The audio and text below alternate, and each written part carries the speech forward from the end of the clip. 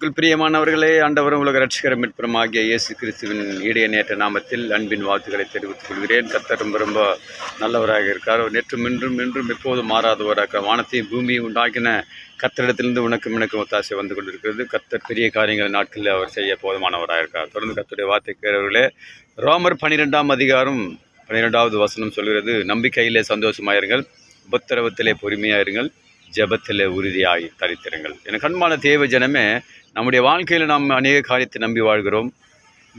சில காரியத்தில் நாம் மிகவும் பொறுமையோடு கூட காணப்பட வேண்டும். அப்போது தான் நாம் நம்பியிருக்கிறதை தேவன் நாட்களில் அவர் செய்ய போதுமானவராக இருக்கார். ஆகார் எப்படி பொறுமையோடு கூட அவள் இருந்தால், அநேக உபத்திரவ மத்தியிலும் அந்த வனாந்தரத்திலே அவள் சுற்றி திரிந்தார்.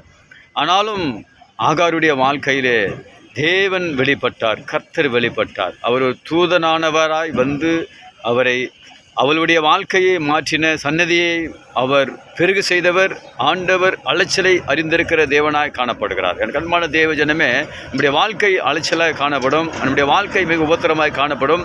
ஆனாலும் ஆகார் மிக பொறுமையோடு கூட அவருடைய நாச்சியார் அவளை ஆபிரகாமுக்கு மணமடியாய் கொண்டு வந்த போது, ஒரு சன்னதியை உருவாக்கின போதும் அவர் மிகவும் தள்ளப்பட்ட வேளையிலே ஆவியானவர் ஆகாரத்துக்கு ஆண்டவராகிய இயேசு கிறிஸ்து அவருடைய தூதனானவராய் வந்து ஆகாரின் கண்ணீரை கண்ட அதே தேவன். இந்த வார்த்தையை கேட்குற அன்பு சகோதர சகோதரிகளே, அலைஞ்சு திரிந்து கொண்டிருந்தாலும் மிக பெருமையோடு கூட நாம் காணப்படுவோமானால் நம்முடைய வாழ்க்கை ஆசீர்வாதமாய் அமையும் என்பதற்கு சந்தேகமில்லை. God bless you. கர்த்தர் உங்களை ஆசீர்வதிப்பாராக.